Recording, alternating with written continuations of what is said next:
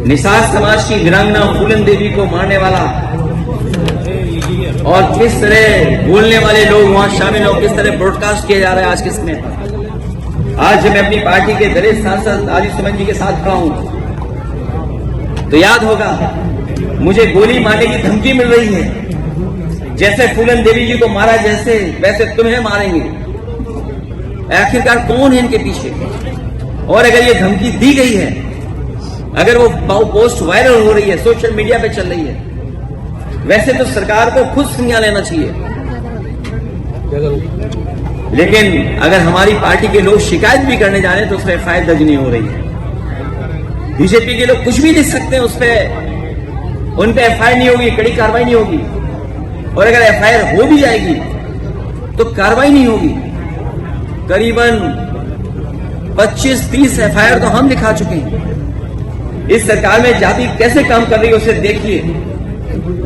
सम्राट अशोक, जिन्हें कुशवाहा मौर्य समाज अपना भगवान मानता है, उनकी जयंती पर सौहार्दपूर्ण आयोजन एक व्यक्ति ने तलवार से केक काट दिया, उस पर कार्रवाई हो गई। पर पुलिस ड्रोन की निगरानी में तलवार लहराती योगी सेना के लोगों को पूरे सम्मान के साथ कोई कार्रवाई नहीं हुई हो। अगर कहीं कोई कार्रवाई हुई हो तो बताइए आप। सरकार पिछड़े दलितों और अल्पसंख्यकों को डराना चाहती है। कई मौकों पर हम लोगों ने घटनाओं में देखा है, उनके काम करने के तरीके को देखा है, क्योंकि वो जानते हैं कि पीडीए की ताकत 2027 में सपा को साथ दे रही है। सपा के साथ खड़े हैं पीडीए के लोग। उसे डराएं धमकाएं, और वो डराना धमकाना हम लोगों ने देखा था। अभी जो बाई इलेक्शन हुआ था उसमें किस तरीके से डराया धमकाया गया था, उन्हें वोट तक नहीं डालने दिया गया था। ये बड़ी साजिश थी। और मैं कुछ उदाहरण हाल के ही देना चाहता हूं, मैं पुराने उदाहरण कोई नहीं देना चाहता हूं। किस तरीके के सरकार का व्यवहार है डराने का, मैं वही उदाहरण कुछ देना चाहता हूं।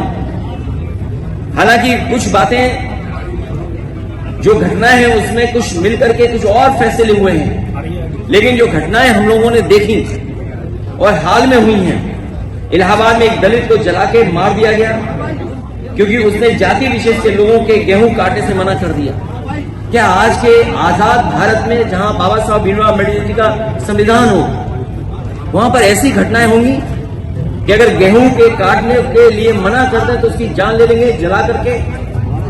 कल आगरा में अभी कुछ दिन पहले और कई दिनों पहले, कई वर्षों पहले भी घटनाएं हुई। उन घटनाओं का मैं जिक्र नहीं करना चाहता हूं, कस्टोडियल डेथ की मैं जिक्र नहीं करना चाहता हूं। लेकिन कुछ दिन पहले आगरा में बारातियों और दूल्हे को घोड़ी से उतार के मारा क्योंकि वो बाबा साहेब अम्बेडकर जी का गाना बजा रहे थे। अगर गाना तेज था तो उसकी शिकायत की जा सकती है, लेकिन गाना आप क्या बजा रहे हैं नहीं बजा सकते हैं। और किस तरह का व्यवहार रहा। इसी तरह इटावा में निषाद युवक को उसके फेसबुक पोस्ट के लिए मारा और अभी तक कोई कार्रवाई नहीं हुई है।